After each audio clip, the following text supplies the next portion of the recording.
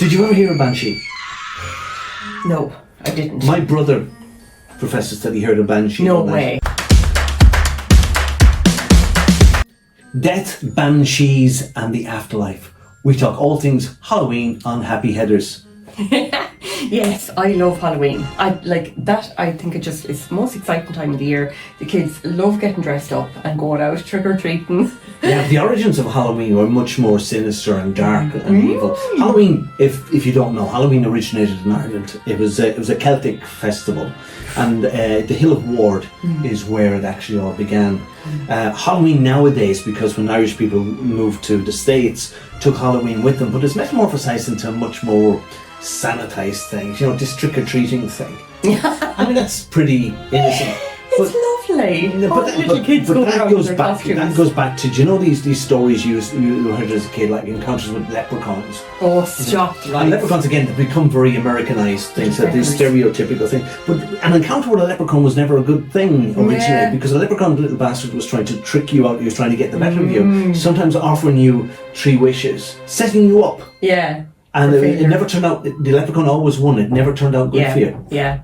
He was. Do you know what? He reminds me of Rumpelstiltskin and the 3 wishes. Yeah. That he gives people. If you ever seen a film called Shrek and watch the one with Rumpelstiltskin in it, he's like a leprechaun. But you know, there was archaeological evidence that there was a race of small people that did exist in Ireland. They found skeletons of these people. So whether they were kind of just a family of small people, or whether it was a sign of a whole race of smaller people around. So the origins of Halloween could have some basis in truth to do with that. I wonder, did they add the fairies in there? Maybe they found the fairies. Fairies were very sinister. Fairies weren't these little things with these little kind of, gossamer wings. Fairies were bad bastards. They were like zombies. They were the people. They were going to maybe bring you from this life into the next life, and people would have said that you're going off with the fairies, like you're out of your head. Yes. If you had an encounter, first of all, Halloween. At Halloween, the veil between this world and the next world is very thin, so the two of them are kind of merged. So if you met a fairy on your way home, it wasn't a gay person, nothing like that. Yeah. It was this sinister ghost zombie kind of thing, which could whisk you off to the afterlife, and you could be replaced by a body double. But I think, like, years ago, they used to tell a lot of fables and stuff like that, and they used to Kaylee at people's houses, and tell these really elaborate stories about fairies and everything. But they would say that if you ever saw the fairies, you'd go mad. Yeah. But really, when I think about that, if somebody thought they saw fairies, the likelihood is that they are already gone mad. Well, it was a good. We spoke about this in a video way back. We were talking about the distilled burn witches. And there's a story where this man got it into his head that that was no longer his wife that was there in his kitchen, that she'd been spirited off by the fairies and been replaced by this other thing. And they did all kinds of tests then, like putting her on a spit and roasting her over fire to see would she feel pain or admit that she was a witch. And eventually they did actually kill her. So she was the last witch burned in Ireland. Christ. But it was common to believe that people would be spirited off by the fairies and replaced. Oh my God. Because you're not the same person that I was sitting here with last week. You're a bit changed looking, a bit odd looking, a changeling. A changeling? Oh my God, I love it. Yeah. Did you ever hear of Banshee? No, I didn't. My brother professes that he heard a Banshee. No way. That he was coming in one night and he heard this wailing. He thought it was a girl or somebody in distress.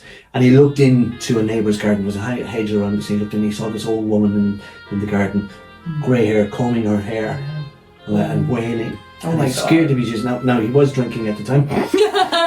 Nothing to do, it was just coincidental. Yeah. But he swore that was a Banshee. Jesus.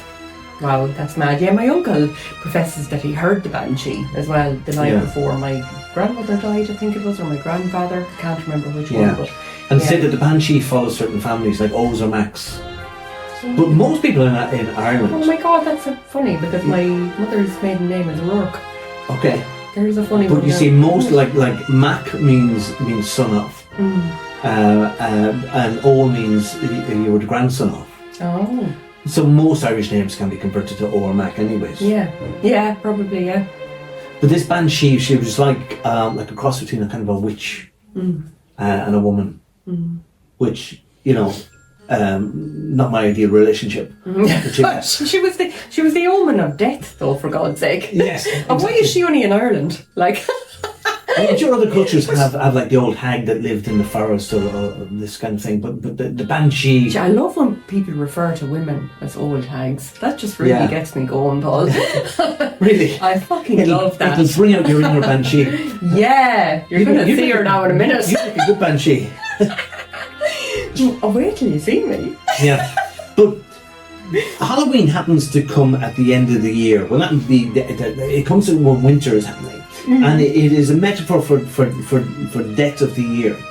Okay. Everything is dying off. The fruits in the hedges and all that. The plants give up all their bounty, and then you go into months and months of hard living, hibernation, cold, dark, snow, all of that kind of thing. I like the and it mirrors death, because death was you were cold when you died, and you were put in a dark hole thing. But I'm not going into a hole. I can tell you that. Use your towel.